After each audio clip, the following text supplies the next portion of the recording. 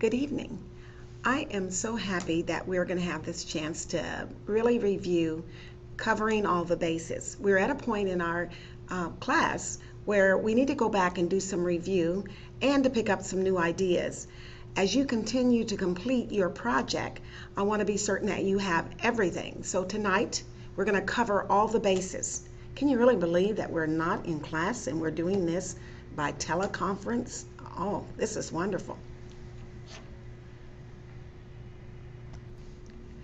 We're going to begin by looking at each slide, and I'll give you little pieces of information that may be additions to what you're seeing on your screen. So let's begin. The first slide is entitled Focusing the Evaluation.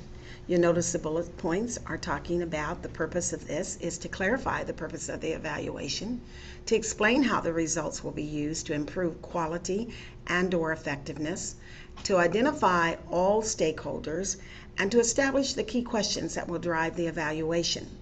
As you've been working with your team projects, you have been honestly going through each of these steps and considering those with your teammates. Additional information or notes that you may want to take on this particular slide is that focusing the evaluation, you identify the purpose of the evaluation, which may be to understand.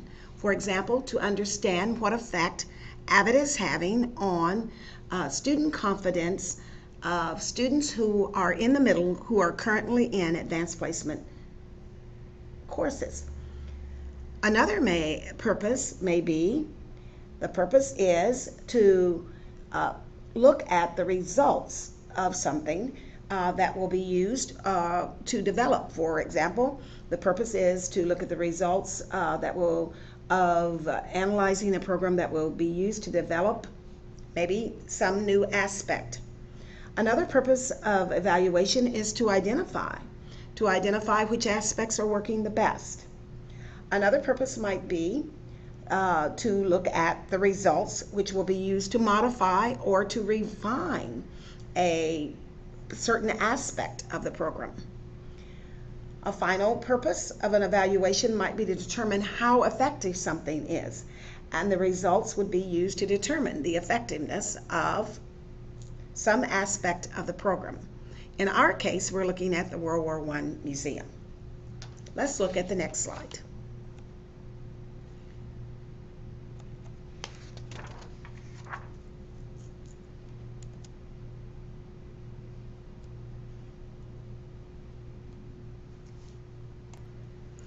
Let's look at the next slide, key questions. Your key questions should be broad. They should be guiding questions that the evaluation will seek to address. The questions should provide the framework of what the evaluation will and will not address. And the number of questions, key questions, should be 3 to 12. And in most cases in this class and on your final, I'll be asking for 5 key questions. So questions should not be so specific that they might be considered survey or interview questions. The more questions that are used, the more complex the evaluation.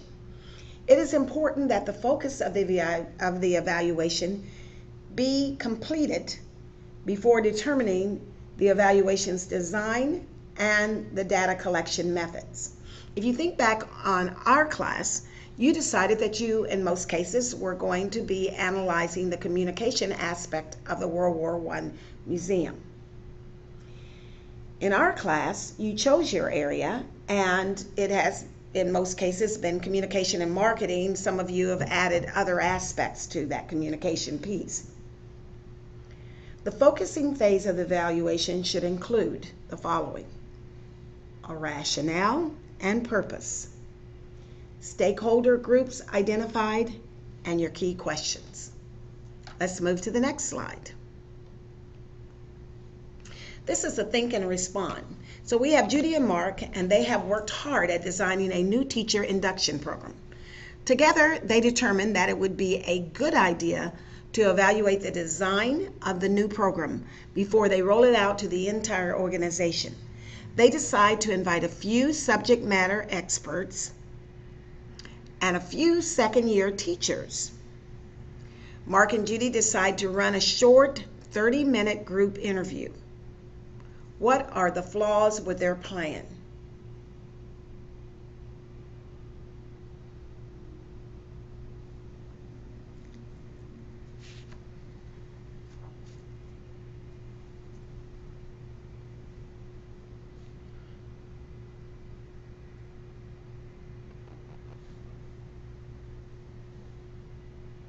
Hopefully, you came up with one of the following. They failed to provide a rationale and a purpose. They didn't say what it was they were trying to determine. They failed to provide how the findings would be used. They failed to identify who the potential stakeholders will be. And they failed to identify what questions the evaluation will answer. Hopefully, as you were thinking and responding, you hit on some of those possible answers. Let's think a little further and move to the next slide. Provide 3 possible key evaluation questions Mark and Judy should consider. Jot them down quickly.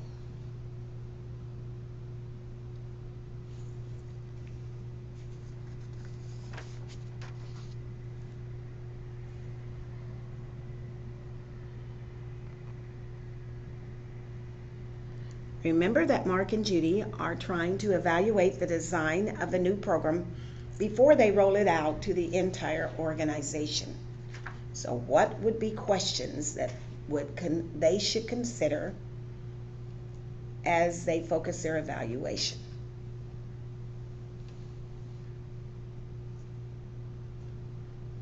Okay, I think I paused long enough. Hopefully you came up with, to what extent are those who attend the induction different from those who did not attend the new teacher induction? Another possible question, to what extent did the design, structure, and delivery contribute or impede learning? A possible other question, what are the benefits of the program to the staff? That would be to the veteran staff and to the brand new staff, to the students, to the community. And finally, you may have said, what are you trying to achieve with this program? All right, we're on the slide now entitled Communicating and Responding and Reporting Evaluation Findings. Interrelated dimensions of the evaluation include audiences, purposes, timing, format, and content. The most important communication should occur long before the findings are available. The more collaborative the process, the better insurance of the success of the evaluation, and the more meaningful for all who will be using the evaluation. Keeping stakeholders informed is good professional practice. It reduces unforeseen obstacles and resistance. It builds buy-in. Most effective evaluations include ongoing communications of findings in formats that are accessible and understandable to a variety of stakeholders. Laypersons should be able to understand what you are saying in what your evaluation did find and your recommendations.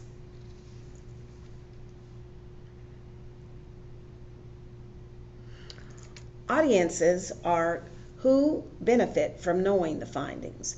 Who are the groups that need to be involved in the evaluation? What is the best way to communicate with each group? What findings will different stakeholders be most interested? What resources are needed for communicating? On the purposes, what purpose is the communication supposed to serve? Timing. What is the best time to communicate the evaluation results? It should be tied to the life cycle and the political context of the organization. If the organization is unstable, for example, recent reorganization, the climate might not be ideal for reporting. As educators, we know that certain times of the year can be challenging. It would probably not be to one's benefit to report the findings of an evaluation during holidays or near holidays, during testing, or near the end of the school year. But the format and the content should be very understandable.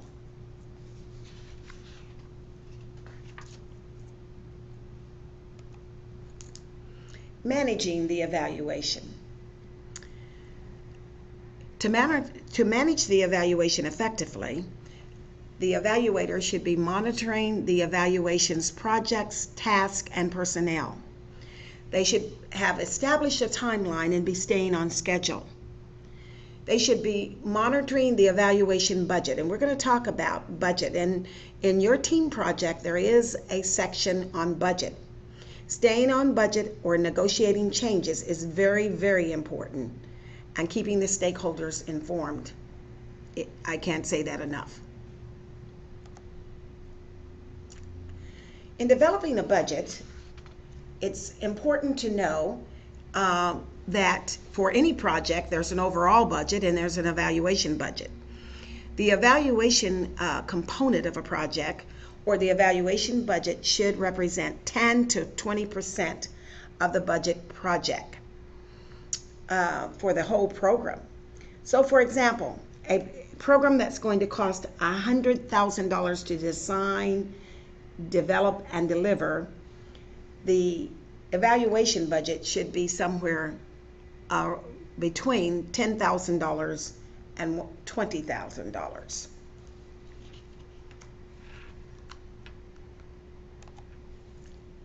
There are 8 budget categories, and you'll note those on your screen right now.